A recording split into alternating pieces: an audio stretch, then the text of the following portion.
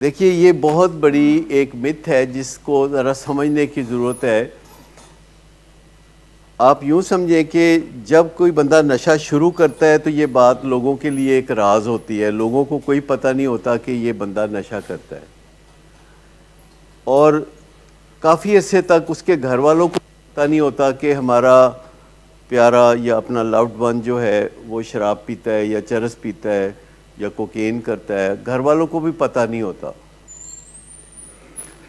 پھر بیچ میں نشے کی بیماری آ جاتی ہے، جس کا مطلب یہ ہے کہ ان کا جسم نشے کی مخالفت شروع کر دیتا ہے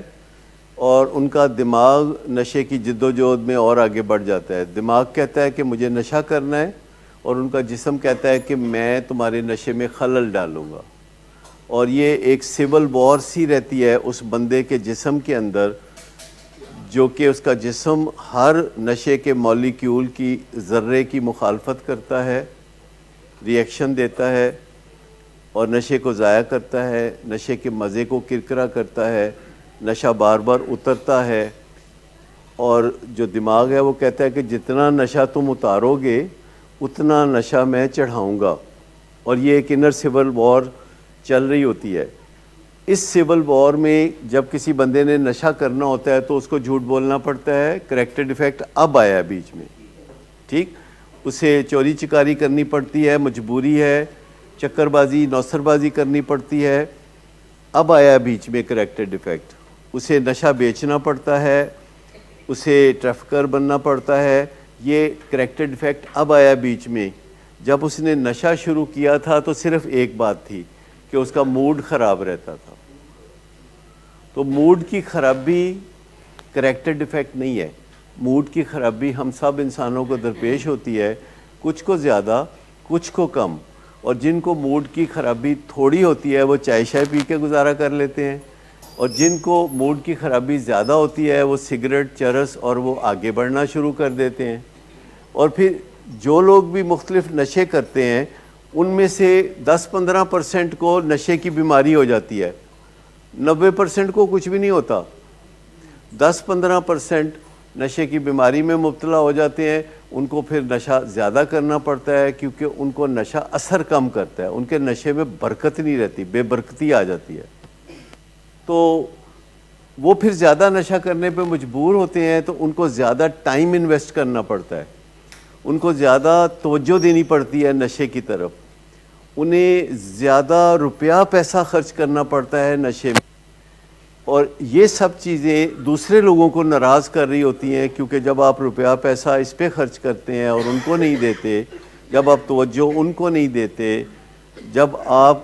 ایسے لوگوں سے ملتے ہیں جو کہ نشے میں تعاون کرنے والے ہیں، تو ایسے لوگ ناراض ہو جاتے ہیں جو آپ کو پیار کرنے والے ہیں۔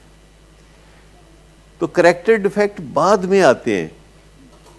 جب بندہ ابھی نشے کا مریض نہیں بنا ہوتا تو کریکٹر ڈیفیکٹ نہیں آتے۔ کریکٹر ڈیفیکٹ آتے ہیں نشے کے حصول کے لیے جو چومکھی لڑائی لڑنی پڑتی ہے، اس میں چکر بازیاں کرنی پڑتی ہیں، اس میں بہت مسائل ہوتے ہیں، اس میں جرائم ہوتے ہیں جو کہ وہ کرتے ہیں، اس میں لاپرواہیاں ہوتی ہیں جیسے کہ گاڑی ڈرائیو کرتے ہوئے، اور جب کوئی بندہ ایسی زندگی گزارتا ہے تو اس کو بہت زیادہ مشکلات پیش آتی ہیں، اور جتنی دیر میں دنیا کو پتہ چلتا ہے اس کے اس سارے دھندے کا، تو دنیا کو کیسے پتہ چلتا ہے؟ کریکٹر ڈیفیکٹس کی وجہ سے۔ یہ سارے کریکٹر ڈیفیکٹس ہیں جو کہ سامنے آتے ہیں تو ماں باپ کو پتہ چلتا ہے، رشتہ داروں کو پتہ چلتا ہے۔ تو کریکٹر ڈیفیکٹس جو ہیں وہ کاز نہیں ہے،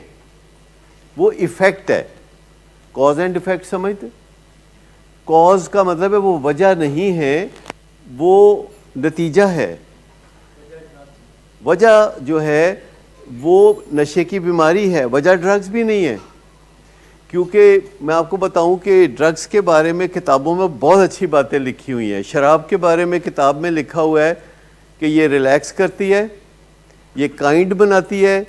یہ پر اعتماد یا کانفیڈنٹ بناتی ہے۔ مجھے بتائیے ان تینوں میں سے کون سی بات بری ہے؟ جی کوئی بھی نہیں۔ لیکن جب الکوہلزم ہوتا ہے اور نشے کی بیماری ہوتی ہے تو شراب سے ایک زہریلا مادہ اکٹھا ہونا شروع ہو جاتا ہے خون میں، جسے الڈیہائڈ کہتے ہیں، جو کہ نارمل لوگوں میں اکٹھا نہیں ہوتا، صرف نشے کے مریضوں میں یا الکوہلکس میں اکٹھا ہوتا ہے، اور وہ جو زہریلا مادہ ہوتا ہے، ٹاکسک مادہ ہوتا ہے، وہ اس بندے کو مجبور کرتا ہے کہ وہ فضول باتیں کرے، وہ باتیں دہرائے، وہ لانگ ڈسٹنس کال کر کے تو گلے شکوے کرے، وہ بیوی کو کہے کھڑے ہو کے میری بات سنو، تم نے کمرے کے باہر نہیں جانا، وہ 10 سال پہلے کیا کیا تھا تمہارے والد نے، 15 سال پہلے کیا کیا تھا تمہارے بھائی نے، تو پرانی باتیں وہ دہراتا ہے۔ اور اس کی وجہ یہ ہے کہ جو الڈیہائیڈ ہے اس کے دماغ کے اینیمل پارٹ کو جگا دیتی ہے، تو اس کو پرانی باتیں، گلے شکوے یاد آنا شروع ہو جاتے ہیں، اور وہ باتیں کرنا شروع کر دیتے ہیں۔ ان کی بات کا جواب دے لوں تو آپ کو سمجھ میں آ گیا کہ نشے کی بیماری کے نتیجے میں آتے ہیں کریکٹر ڈیفیکٹس۔ جن لوگوں میں کریکٹر ڈیفیکٹس ہوتے ہیں صرف وہ لوگ نشہ نہیں کرتے، بہت نیک لوگ، زیادہ تر جو بہت اچھے بزنسز کر رہے ہوتے ہیں، اچھی زندگی گزار رہے ہوتے ہیں، مذہبی زندگی گزار رہے ہوتے ہیں، سوشل ورک کر رہے ہوتے ہیں، بڑے لائق فائق پڑھے لکھے لوگ ہوتے ہیں، تو وہ نشہ شروع کر لیتے ہیں۔ لیکن جس دن نشے کی بیماری انٹر ہوتی ہے پکچر میں، اس دن کریکٹر ڈیفیکٹس کا بھی آغاز ہو جاتا ہے۔ اب جب آپ نشہ چھوڑ دیتے ہیں کسی طرح ہٹ باٹم ہو کے یا تکلیفوں کی وجہ سے، تو یہ کریکٹر ڈیفیکٹ آپ کو دوبارہ مجبور کرتے ہیں، اب یہ کریکٹر ڈیفیکٹ مجبور کرتے ہیں نشہ کرنے کے لیے۔ تو نشے سے نجات کے لیے پھر کریکٹر ڈیفیکٹ سے بھی نجات ضروری ہے، ورنہ بندہ سال بعد بھی دوبارہ لیپس ہو سکتا ہے، 2 سال بعد بھی ہو سکتا ہے، 5 سال بعد بھی، 25 سال بعد بھی۔ جب تک کریکٹر ڈیفیکٹس نہیں نکلیں گے کریونگ نہیں جائے گی، جب تک کریکٹر ڈیفیکٹس نہیں نکلیں گے، کیونکہ کریکٹر ڈیفیکٹس ہیں جو آپ کو گھیر گھار کے اس گلی میں لے جاتے ہیں جہاں پھر آپ نے نشہ کرنا ہوتا ہے۔ کریکٹر ڈیفیکٹس ہیں جو کہ بے چینی پیدا کرتے ہیں، اور لو سیلف اسٹیم اور شیم ہے جو کہ نشے کی کریونگ پیدا کرتی ہے۔ پھر کریکٹر ڈیفیکٹس ہیں جو کہ نشہ چھوڑنے کے بعد گھر والوں کے ساتھ اٹ کھڑکا لگانے کے لیے کہتے ہیں، سرنڈر کرنے کی اجازت نہیں دیتے کریکٹر ڈیفیکٹس، ہمبل ہونے کی اجازت نہیں دیتے کریکٹر ڈیفیکٹس۔ تو کریکٹر ڈیفیکٹس کے ارد گرد گیم گھومتی ہے، اور یہ کریکٹر ڈیفیکٹس کی بات کبھی ڈاکٹرز نے نہیں کی تھی، ڈاکٹرز کی اتنی جرت ہی نہیں تھی۔ یہ بات کنہوں نے بھلا کی تھی کریکٹر ڈیفیکٹس کی بات؟ یہ ان پیشنٹس نے کی تھی جنہوں نے الکوہلکس انونیمس کا پروگرام بنایا، 12 سٹیپ پروگرام بنایا۔ تو جو 12 سٹیپ پروگرام ہے، کریکٹر ڈیفیکٹس کا لفظ اس میں آتا ہے۔ ابھی بھی کسی ڈاکٹر کی جرت نہیں ہے کہ وہ اپنے کام میں کریکٹر ڈیفیکٹ کا ذکر کرے۔ کریکٹر ڈیفیکٹس کا ذکر ہمیشہ 12 سٹیپ پروگرام کے اندر ہوتا ہے، الکوہلکس انونیمس میں ہوتا ہے، ریکورنگ ایڈکٹس کی کہانیوں میں کریکٹر ڈیفیکٹس کو ہوتا ہے۔ عزیز وہیں یہاں کھڑے ہو کے بات کرتا ہے اپنے کریکٹر ڈیفیکٹس کی، تو وہ کون ہے؟ وہ ایک ریکورنگ ایڈکٹ ہے جس نے بے شمار لوگوں کی مدد کی اور ان کو نشے سے نجات دلائی، جو سویرے اٹھ کے روز داتا صاحب جاتا ہے، نماز پڑھتا ہے، پھر سوچتا ہے کہ آج کا دن میں کون سا اچھا کام کروں، پھر وہ 8-9 بجے اپنے جاب پہ جاتا ہے، شام کو میٹنگ میں جاتا ہے، کئی لوگوں کا سپانسر بنا ہوا ہے، کئی لوگوں کو رہنمائی مہیا کرتا ہے، اور کبھی کبھی سال میں ایک دفعہ جب اس کا سال پورا ہو جاتا ہے اور ایک اور سال ریکوری کا ہوتا ہے تو ہم کہتے ہیں آؤ بات کرو، اور وہ یہاں کھڑے ہو کے بات کرتا ہے